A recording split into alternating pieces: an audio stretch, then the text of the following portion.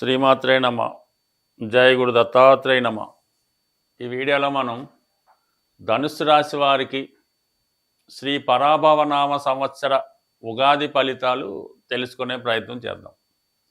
మరి ధనుస్సు రాశి వారికి ఈ సంవత్సరం అంతా కూడా చాలా అద్భుతమైనటువంటి ఫలితాలు, చేపట్టిన ప్రతి పనిలో విజయం లభించే అవకాశం ఉన్నది.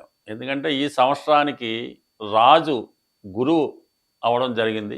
ఆ కారణం వల్ల మరి ధనుస్సు రాశి వారికి ఆదాయం 14, వ్యయం 11, అంటే మొత్తం 12 రాశుల్లో కల్లా అత్యధిక ఆదాయం ధనుస్సు రాశి వారికి, మీనరాశి వారికి ఉండడం జరిగింది. అంటే ధనుసు రాశికి 14, మీనరాశికి 14. పైపెచ్చు ఈ సంవత్సరానికి రాజు గురువు అవటం వల్ల ఈ ధనుసు రాశి వారికి మీరు ఏ వృత్తిలో ఉన్నా, అంటే ఎక్కువ ఆధ్యాత్మిక రంగంలో ఉన్నా, ఉపాధ్యాయ రంగంలో ఉన్నా, 10 మందికి సేవ చేసే రంగంలో ఉన్నా సరే కంపల్సరీగా మీకు ఆదాయం పెరుగుతుంది.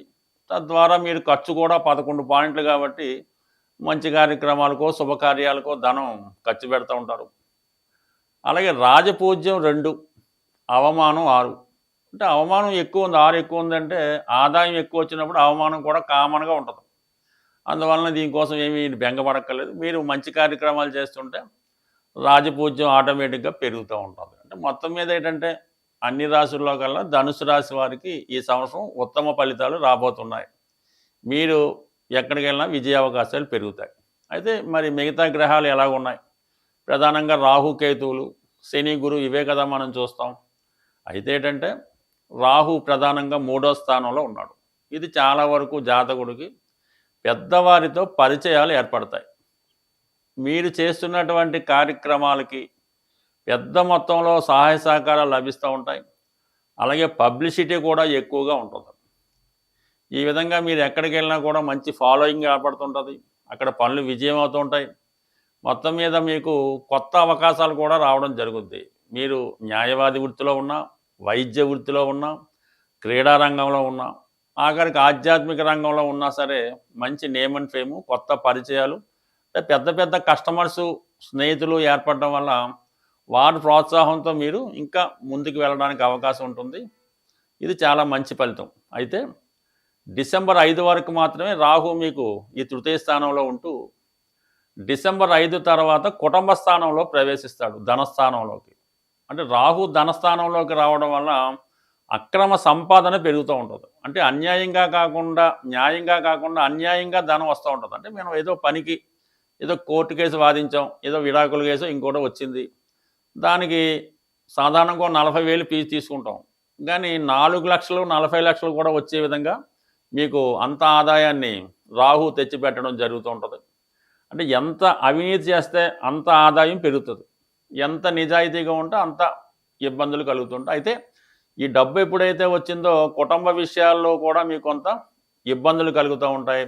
కుటుంబ సభ్యులు ఏదో ఒక చెడు అలవాటుకో ఇంకో దానికో లోనై, లేదా హెల్త్ ప్రాబ్లం వచ్చి ఆ వచ్చిన ధనం ఆ విధంగానే ఖర్చు అవ్వడం జరుగుతూ ఉంటుంది. అలాగే కుటుంబ సభ్యులు మీ మాట వినకుండా వారు ఇష్టం వచ్చినట్టుగా వారు నడుస్తూ ఉంటారు. అందువని మీకు మనవి ఏంటంటే డిసెంబర్ 5 తర్వాత 18 నెలల పాటు అక్కడ ఉండే రాహు కుటుంబ విషయాన్ని కొంత గందరగోళం చేసే అవకాశం ఉంది, అక్రమార్జన పెరిగే అవకాశం ఉంది. దీన్ని జాగ్రత్తగా మీరు కంట్రోల్ చేస్తే కుటుంబం కూడా కంట్రోల్లో ఉంటుంది, పుణ్యబలం కూడా పెరుగుతూ ఉంటుంది. ఇక గురువు 7వ స్థాన సంచారం కొంతవరకు ఇది అనుకూలమైన స్థితే చెప్పుకుందాం. మే 31 వరకు 7వ స్థానంలో గురువు వివాహ విషయంలో ఉన్నటువంటి సందిగ్ధత సమస్యల్ని పరిష్కారం చేస్తాడు. వివాహ ప్రయత్నాలు చేస్తున్న వారికి వివాహం జరుగుతుంది. విదేశ ప్రయత్నాలు చేసుకున్న వారికి విదేశ అవకాశాలు రావడం జరుగుతుంది. కొంతగా కొత్త ఎఫైర్స్, పరిచయాలు కూడా ఏర్పడతాయి. అలాగే మీతో కలిసి పనిచేయడానికి బాగా మేధావులైనటువంటి వ్యక్తులు మీతో కలిసి పనిచేస్తారు. అలాగే మీకు కొన్ని కొత్త పరిచయాలు ఏర్పడతాయి. ఆదాయ విషయంలో కూడా కొంతవరకు మీకు పార్ట్నర్స్ ద్వారా కానీ, దైవ సంబంధించిన సంస్థల ద్వారా కానీ, ఎడ్యుకేషన్ డిపార్ట్మెంట్ వల్ల అయితేనే కొన్ని మంచి కార్యక్రమాల ద్వారా ఆదాయం వలన పెరుగుతుంది. అంటే ఏదైనా ఆధ్యాత్మిక రంగంలో ఉన్న వాళ్ళకి, ఈ జ్యోతిష్యం, పౌరోహిత్యం ఇటువంటి వాళ్ళ ఉన్న వాళ్ళకి, ప్రవచనాలు చెప్పే వాళ్ళకి కొంత గౌరవం, ఆదాయం కూడా పెరుగుతుంది. జూన్ 1 నుంచి 8వ స్థానంలోకి రాహు 8వ స్థానంలోకి గురువు ప్రవేశించడం జరుగుతుంది. జూన్ 1 నుంచి అక్టోబర్ 31 మధ్యలో గురువు అష్టమ స్థానంలో ఉంటాడు. ఒక విధంగా ఉచ్చ స్థానం మంచిదే. గురువుకైతే అష్టమ స్థానం అవటం వల్ల కొన్ని శుభవార్తలు మీరు ఏదైతే ఎదురు చూస్తున్నారో చాలా కాలంగా ఒక పదవి, ఒక రాజకీయ పదవి, లేదంటే ఒక దేవస్థానంలో ట్రస్ట్ బోర్డు పదవి, లేదంటే ఒక అధికార హోదా కోసం ఎదురు చూస్తున్నారో అది మీకు రావడం జరుగుతూ ఉంటుంది. పెద్ద మొత్తంలో రుణ ప్రయత్నాలు చేస్తున్న వారికి ఏదైనా మీకు ఇంటి కట్టుకోవడానికి కానీ, పిల్లల చదువుకోవడానికి కానీ, ఏదైనా ఒక ఆధ్యాత్మిక సంస్థ నెలకొల్పడానికి కానీ, అంటే మంచి కార్యక్రమాలకి స్కూల్ పెట్టచ్చు, హాస్పిటల్ కట్టచ్చు, దానికి పెద్ద మొత్తంలో చేసే రుణ ప్రయత్నాలు ఫలిస్తాయి. అలాగే మీరు చేస్తున్నటువంటి ప్రవచనాలు కావచ్చు, ప్రయోగాలు కావచ్చు, రీసెర్చ్ కావచ్చు, పరిశోధన కావచ్చు, మంచి గుర్తింపు రావడం జరుగుతుంది. ఏదైనా ఒక ప్రభుత్వ పదవి, ప్రభుత్వ ధనం వచ్చే అవకాశం ఉంది. దాని తర్వాత అక్టోబర్ 31 తర్వాత మళ్ళీ గురువు ధనుస్సు 9వ స్థానం అయినటువంటి సింహరాశిలో ప్రవేశించడం, అక్కడే వక్రించడం, తిరిగి మళ్ళా జనవరి 24 కల్లా తిరిగి అష్టమంలోను. మొత్తం మీద ధనుసు రాశి వారికి గురువు చాలా మంచి ఫలితం రావడం జరుగుతుంది. ఈ సంవత్సరంలో మీకు ఇంచుమించు 12 సంవత్సరాల తర్వాత మళ్ళా ఒకసారి మీరు చక్రం తిప్పబోతున్నారు. చేపట్టిన ప్రతి పనిలో కూడా విజయం లభిస్తుంది. అటు వివాహ విషయం, ఆధ్యాత్మిక విషయాలు, అలాగే ఏదన్నా ఫైనాన్స్ విషయంలో కూడా మంచి ఫలితం రావడం జరుగుతుంది. అది మీకు విషయం చెప్పగానే చెప్తుంది. ఆదాయం 14 ధనుసు రాశి వారికి.